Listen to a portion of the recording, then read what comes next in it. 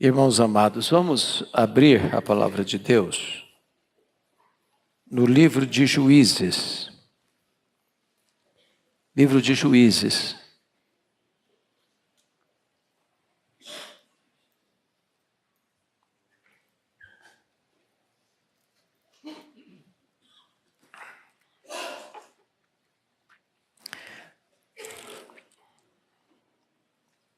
Juízes 17, versículo 6.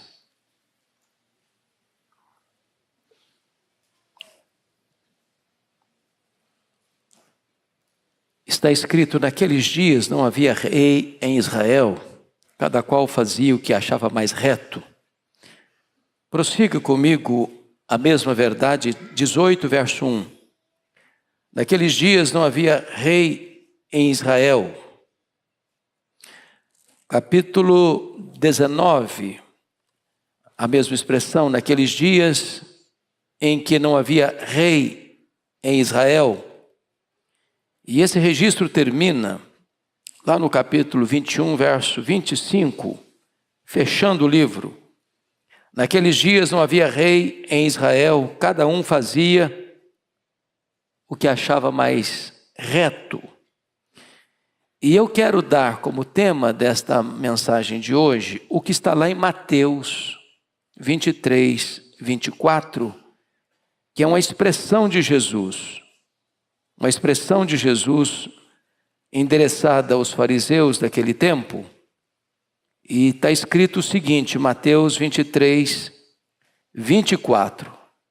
Chamando os fariseus de guias cegos, que coais o mosquito e engolis o camelo. Então o tema que eu vou dar é esse: coando o mosquito e engolindo o camelo. Essa expressão é conhecida no sentido de que alguém que é muito rigoroso em coisas miúdas, pequenas, e deixa passar coisas enormes. Esse é o risco do legalismo religioso. Pessoas que se tornam muito radicais em pontos secundários e transigem com aquilo que é a essência, que é o núcleo da própria vida cristã. Bom, voltando ao livro de Juízes, este livro é um livro que retrata a maior crise da nação de Israel. A Bíblia chega a dizer que a geração que saiu do Egito morreu no deserto. A segunda geração que nasceu no deserto entrou na terra prometida. E a terceira geração que nasceu na terra prometida já não conhecia Deus mais. Enquanto Josué e os anciãos lideravam o povo andava com Deus. Obedecia a palavra de Deus. Mas tão logo o grande líder Josué e aqueles que também lideravam com Josué morreram, o povo se desencaminhou. Perdeu-se no caminho. Corrompeu-se em grau superlativo e entrou numa descida ladeira abaixo. O livro retrata basicamente os altos e baixos de Israel. Então, era um ciclo. Israel pecava contra Deus, Deus enviava o inimigo para oprimir o povo, para castigar o povo, como a disciplina divina. No aperto o povo clamava a Deus. Deus então levantava um juiz, um libertador. Deus trazia livramento para o povo começava a prosperar. Quando tudo estava bem, o povo se afastava de Deus de novo. Deus enviava um inimigo para oprimir o povo. Quando o povo estava gemendo debaixo do chicote da opressão, o povo clamava a Deus. Misericordiosamente Deus enviava um libertador, trazia livramento, chegava a prosperidade. Quando estava tudo bem, o povo voltava a pecar contra Deus. Deus mandava um inimigo para oprimir o povo. O povo chorava e Deus levantava mais um libertador. Trazia tempos de bonança. E ficou nesse ciclo. Sabe quantos anos? 330 anos. Quando chega a este final, porque o último juiz, retratado aqui é o Sansão não, é o Sansão mesmo. A situação já estava muito crítica, porque Deus levanta um homem como Gideão, e todos nós sabemos de Gideão, ficamos encantados com a liderança de Gideão, mas às vezes nos esquecemos de um ponto. Sabe quantos filhos tinha o Gideão? 70 filhos. E ele tinha um filho fora, diríamos nós hoje, fora do casamento, com uma concubina. E esse filho resolve cumprir o desejo do pai, que eles queriam que o pai fosse rei, o pai não aceitou. E ele então consegue induzir o povo a dizer o seguinte: é melhor que um só reine sobre vocês do que 70. Então, se eu reinar sobre vocês, vai ser muito melhor para vocês. E tão logo ele foi nomeado, ele matou os 70 irmãos. Você já pensou o que é isso? Um irmão matar todos os irmãos, e não foram poucos, 70. Na linguagem bíblica foi o reinado do espinheiro. Reinado do espinheiro. Mas aí levanta o Sansão, que vocês conhecem tão bem, fez carreira solo.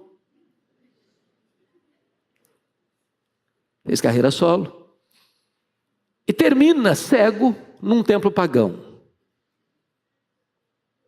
De maneira triste. Agora chega o capítulo 17 até o 21, não tem mais inimigo de fora. Porque o inimigo de Israel vai ser Israel.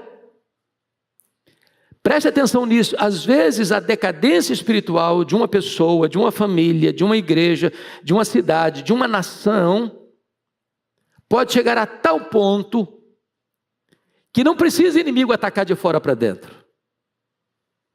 Os inimigos são os de casa, são os de dentro. E aqui o que você vai encontrar? E eu quero fazer esse registro breve, tirando lições. Você vai encontrar uma mulher que foi roubada 1.100 ciclos de prata. Foi exatamente aquele valor que foi pago para Dalila, dos príncipes, os 5 príncipes dos filisteus, cada um deles. E alguns estudiosos acreditam até que essa mulher é Dalila e que o filho dela, esse Mica, seria filho de Dalila com Sansão. Mas isso aí é apenas cogitação, não há nenhuma confirmação desse fato. Mas ela foi roubada. E aí ela lança uma maldição genérica. Sabe quem tinha roubado a mãe? Quem tinha roubado essa mulher? O filho dela, o Mica. E aí, com medo da maldição pegar sobre ele devolve o dinheiro do roubo à mãe. A mãe muda de imediato a maldição para a bênção, como se ela tivesse poder para fazer isso, sem que houvesse qualquer arrependimento do filho. E promete dar todo esse dinheiro que tinha sido roubado para Deus. E aí entra o sincretismo. Para que se fizesse uma imagem de escultura para o povo adorar. Mistura coisa de Deus com coisa pagã. A religião foi se corrompendo. Mas na hora de entregar, ela não entregou os 1.000 não, ela só entregou uma pequena parte. Se o filho tinha roubado da mãe, ela estava roubando de Deus, que tinha prometido isso, tinha para Deus. Igual a Ananias e Safira. E aí o que acontece? O filho manda fazer uma imagem de escultura, faz um altar, um templo, um nicho de adoração dentro da casa dele. Preste atenção, religiosidade abundante, misturando o culto a Deus com a idolatria. Eles estão adorando a Deus, mas através de um ídolo. Que mais fizeram? Constituíram um filho de Mica, esse filho que tinha roubado a mãe, como sacerdote, na contramão da palavra de Deus. Estou falando disso do povo de Deus, viu, gente? Estou falando do povo de Israel, povo da aliança. Constitui um filho sacerdote idólatra. Aí um dia, um levita que morava em Belém, situação difícil por lá, ele sai de Belém, rumo ao norte e para lá, nessa região de Efraim, chega exatamente na casa desse homem chamado Mica. E o Mica disse: rapaz, você é levita? Eu sou levita, sim, senhor. Falou: então eu preciso de você, ué. Você vai ser capelão da minha família. Você vai ser sacerdote da minha casa. Aliás, já tem um templo aqui, já tem ídolo aqui. Você vai ser o nosso sacerdote. E não vão te dar salário, não vão te dar casa, não vão te dar roupa. E esse levita vendeu a sua consciência. Vendeu a sua consciência para ser sacerdote de uma família idólatra, deixando a sua fidelidade a Deus para um culto sincretista, para o sustento, por causa do sustento. Está coando mosquito, engolindo camelo. Só que a tribo de Dan, quando foi dividida as terras, a terra que ele coube era muito boa, mas o povo que estava lá era mais forte militarmente que eles, e expulsou a tribo de Dan da região melhor, empurrando-os para a montanha. Anos se passaram. A tribo não tomou posse daquilo que era dela. Um dia, essa tribo disse: nós precisamos arrumar terra para nós, para plantar, para colher. Pegaram 5 espias, vocês vão vigiar a terra, olhar a terra toda, ver se descobre alguma terra que sirva para nós. Esses espias estão caminhando lá para o norte, para a região de Efraim. Vão parar onde? Na casa desse cidadão Giba. Quem que está lá como sacerdote? Um levita, num culto pagão. E ele chegaram e falou: você consulta a Deus aí para ver se essa empreitada nossa é boa. Ele disse que consultou, mas tudo aquilo era para falar o que o povo queria ouvir. Não, vai estar tudo certo, vai estar tudo certo. Ele sobe mais um pouco, olha a cidade de Laís, uma cidade bonita, forte, rica, mas que o povo não estava acostumado com guerra, não estava preparado com guerra, não estava pensando em guerra. Eles voltaram à tribo de Dan, disseram: olha, tem uma cidade que nós vamos conquistar. Juntaram 400 guerreiros. Para onde foram primeiro? Para a casa dos Ziba. Chegaram e falavam: a casa do Mica. Ô Mica, não falaram para ele, não, falaram para o sacerdote, o levita. O nome dele era Jonatas, da família lá dos sacerdotes. Nós temos uma proposta de emprego melhor para você. Em vez de você ser sacerdote de uma família, você vai ser sacerdote de uma tribo. Da tribo de Dan. Nós vamos te dar salário melhor. Um homem que vende a sua consciência, um homem que vende a sua fidelidade a Deus. E foram e roubaram os deuses, os ídolos da casa desse cidadão, do Mica. Foram na cidade de Laís, tomaram a cidade, mataram as pessoas, conquistaram a cidade, derramaram sangue, conquistando uma região que não era a região que Deus havia dado para eles, invadindo terra que não era deles. Esse Mica foi atrás deles, ele falou: fica aí, cara, não vem não, porque se você vier, nós vamos te matar. Aí os deuses dele não fizeram nada, não puderam ajudar nada. Ele ficou sem Deus, ele ficou sem sacerdote, ele ficou sem nada. E aí, o livro vai prosseguindo nessa saga de corrupção, de violência, de maldade. E diz a Escritura que um outro indivíduo, um levita, vai arrumar uma concubina lá em Belém, totalmente longe da terra dele. Ele era efraimita e vai lá para o sul. Essa concubina o abandona, meses depois volta para a casa do pai. Quando ele sentiu saudade da concubina, ele foi lá em Belém para pegar a concubina. O sogrão deu uma festa para ele, porque era uma vergonha naquela época uma moça abandonar o marido. Talvez podia dar até motivo de morte. Depois de festas que fizeram, ele resolve voltar lá para o norte. Ele está lá em Belém, perto de Jerusalém. Está ele, seu moço, a concubina agora acompanhando, 2 jumentos albardados, estão passando por Jebus, que é Jerusalém. O moço: vão dormir aqui não, vão dormir em Gibeá. Chega em Gibeá, ninguém dá hospedagem para eles, eles ficam na praça. Vem um homem lá da tribo de Benjamim, diz: rapaz, vocês não podem ficar na praça não, essa cidade é violenta, aqui é problema, aqui vai dar mal, eu vou levar vocês para minha casa. Enquanto eles estavam na casa comendo e bebendo, os homens de Belial igual de Sodoma e Gomorra, querendo fazer sexo homossexual com ele, com o levita, a surrar a porta. Dá o homem aqui, dá o homem aqui. O homem só falou: rapaz, não podemos fazer isso não, o cara está debaixo do meu teto, eu tenho uma filha virgem, eu entrego ela para vocês. Aliás, ele tem uma concubina aqui também, vocês podem fazer o que vocês quiserem com elas. Diz a Bíblia, e é a versão NAA que descreve isso, que o levita pega a sua mulher e entrega a sua mulher aos homens depravados de Gibeá. E aquela moça sofre um estupro coletivo a noite inteira dos homens depravados de Gibeá. Quando amanheceu, o cara dormiu, você acredita nisso? Dormiu. Em vez de defender a sua mulher, passou a noite dormindo.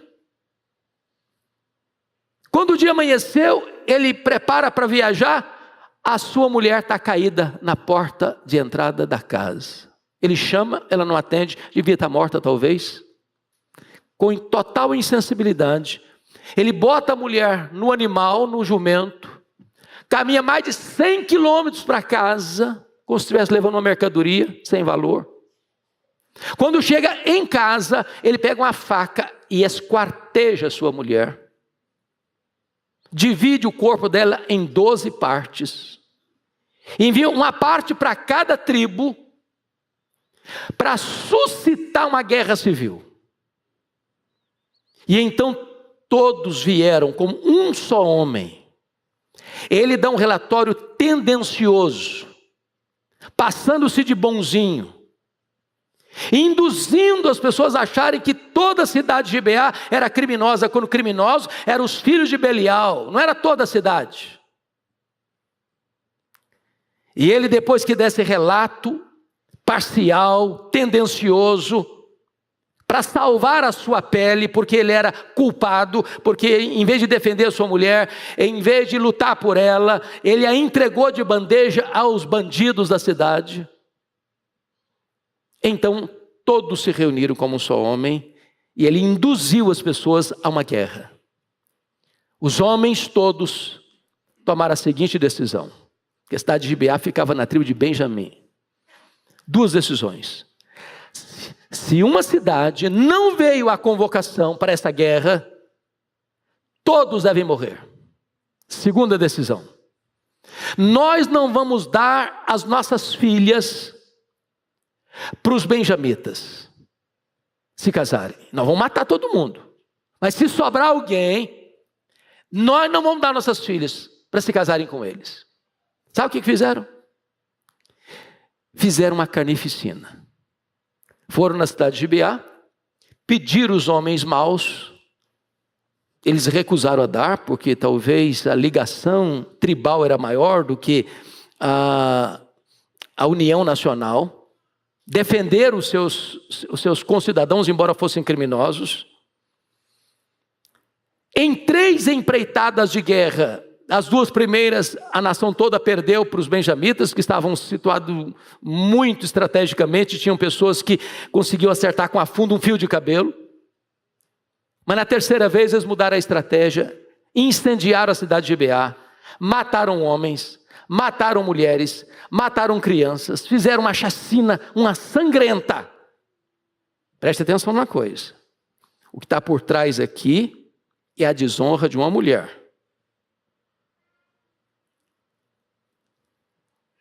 E eles, para lavar a honra dessa mulher, não tem nenhum problema de matar muitas outras mulheres, de matar crianças, de fazer uma chacina numa cidade. E agora, depois dessa chacina toda, apenas 600 homens escaparam dos benjamitas, se refugiaram em um lugar alto. E quando eles percebem a loucura que tinham feito, diz a Bíblia, que eles entraram em pânico. Meu Deus, nós dizimamos, eliminamos, exterminamos uma tribo inteira. Porque já prometemos que tem 600 homens, nós não podemos dar nossas filhas para eles. Está acabada a tribo, começaram a chorar. Mas aí vem uma outra coisa. Você começa a pensar, será que alguma cidade deixou de vir? Porque o que nós prometemos é não dar as nossas filhas, mas sequestrar a gente pode. Engolindo camelo, coando mosquito. Descobri que a cidade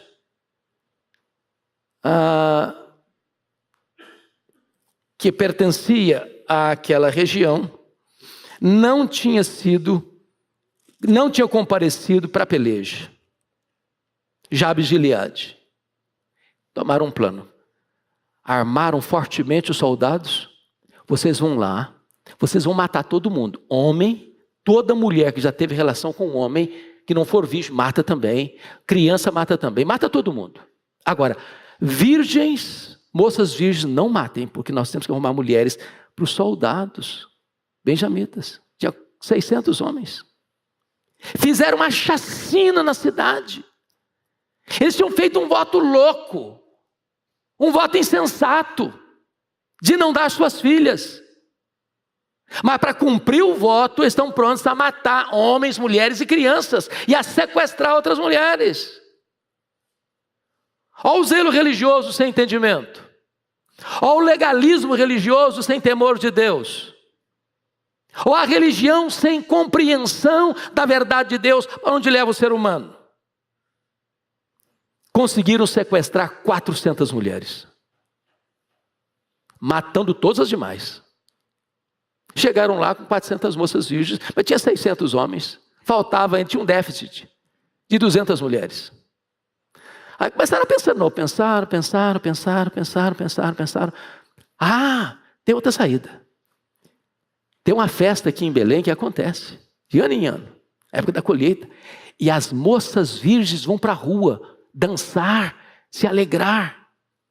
Então, sabe o que fizeram? Falaram para esses 200 que tinham ficado sem mulher: vocês vão ficar de espreita, de tocaia.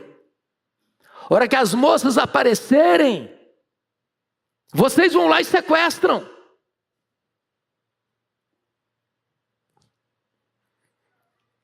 E aí foram lá e sequestraram. E sabe como é que o livro termina?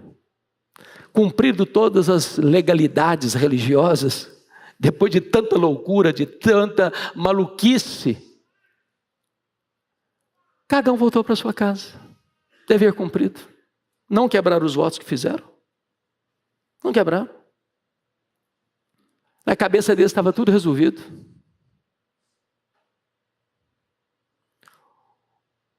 Os 600 homens de Benjamim voltaram para reconstruir a sua cidade destruída, levando consigo moças cujos pais tinham sido assassinados, cujas mães tinham sido assassinadas, que não quiseram casar, foram forçadas a casar. Parecia que estava tudo muito bem. Cada um voltou para sua casa. E a Bíblia diz que nesse tempo não havia rei em Israel. Cada um fazia o que achava melhor. Coando mosquito, engolindo camelo.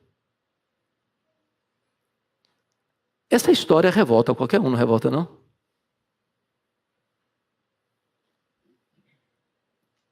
Gente que tem nome de gente de Deus, que vai se perdendo, vai se corrompendo. Tem religiosidade intensa, tem até um templo dentro de casa. Tem até um capelão familiar. Gente que acha que está agradando muito a Deus, está fazendo aqui que está na contramão da vontade de Deus. Gente que acha que pode adorar a Deus, mandando fazer uma imagem de escultura, contrariando radicalmente o segundo mandamento. Gente que está trabalhando na obra de Deus, entre aspas, por salário, por dinheiro. Porque recebeu o salário, comida, roupa, dinheiro. Eu posso vender minha consciência. Eu posso transigir. Nesse mercado religioso brasileiro, quanto disso você está vendo todo dia, toda hora? pessoas que mercadejam a verdade, pessoas que mercadejam o evangelho, pessoas que vendem a sua consciência. Mas para mim o que é mais gritante, meus irmãos, é quando as pessoas são tão zelosas, são tão cuidadosas, são tão ciosas de detalhes da sua religiosidade e estão dispostas a cometer qualquer atrocidade, qualquer violência, qualquer maldade, qualquer crueldade, desde que esse ponto não seja atingido. Matar, sequestrar, para eles não é problema, desde que eles não quebrem o voto que fizeram. Como um voto insensato de Jefté, esse mais insensato ainda.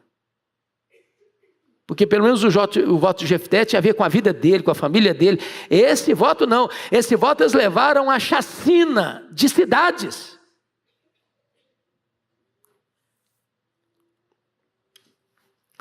Sabe qual a conclusão que eu chego quando termino de ler Juízes? É que ele diz assim, naqueles dias não havia rei em Israel, cada um fazia o que achava mais reto. E aí entra logo em seguida um outro livro que trata também do período dos juízes, que é o livro de Ruth. Logo depois entra um outro livro que também trata do período dos juízes, que é 1 Samuel. Vem a decadência aí de Eli, seus 2 filhos, Rofini e Finéias, que eram adúlteros, eram homens, filhos de Belial também. E aí vem o juiz, um homem de Deus, chamado Samuel, o intercessor da nação, o homem que vai botar o carro nos trilhos. Mas chega ao final da vida, ele está dando um relatório para a nação, de como ele foi íntegro. E o povo disse para ele, ô Samuel, você é um cara bom mesmo, você é um homem íntegro mesmo. Você nunca transigiu com os valores absolutos da integridade. Você nunca roubou um cabrito de ninguém durante todo o ano, todos esses anos que você nos liderou. Mas os seus filhos não são do mesmo estofo moral, não. Então com seus filhos não dá para trabalhar, não. Então constitui-nos um rei. E aí foi escolhido Saul. Começou bem, terminou mal. E aí vem Davi, que começa bem e termina mal. Aí você vê Salomão, começa bem e termina mal. E você começa a perceber que nenhum rei humano consegue resolver essa demanda. Nenhum rei humano é suficientemente capaz de botar o carro nos trilhos. A conclusão é que nós precisamos de um rei que seja melhor do que Davi. Nós precisamos do rei que é o filho de Davi, o rei dos reis, o Senhor dos senhores, Jesus Cristo nosso Senhor. Fora desse modelo que é Jesus, a religiosidade humana, meus irmãos, pode se tornar um instrumento de opressão, de engano, de mentira, que não precisa de inimigo externo. Do capítulo 17 ao 21, não tem ninguém atacando Israel, e nem precisa. Ele está se autodestruindo. Autodestruindo. Sabe o que ele está fazendo? Coando mosquito e engolindo camelo. Mas eu quero terminar dizendo o seguinte, às vezes é fácil a gente atacar Israel. Às vezes é fácil a gente acusar esse povo aqui. De fato, são atrocidades. Mas quem sabe a gente pudesse olhar no espelho e clamar por misericórdia. Porque todo o potencial da maldade extrema está potencialmente no nosso coração. Sem a graça de Deus, nós estamos sujeitos aos mesmos males, aos mesmos deslizes, às mesmas transgressões. Somos o que somos pela graça de Deus. E tão somente pela graça de Deus. Que Deus nos livre de uma religião farisaica. Que Deus nos livre de um legalismo pesado. Que Deus nos livre de sermos zelosos daquilo que nós fabricamos e completamente relaxados com a verdade que Deus requer de nós. Que Deus nos livre de uma falsa espiritualidade. Que Deus nos dê um coração humilde e quebrantado, que olha para Jesus e diz: é a Ele que eu quero me submeter. Ele é a autoridade sobre a minha vida. Ele é o meu modelo. E é olhando para Ele que eu quero caminhar a minha vida cristã. Que Deus nos abençoe. Amém.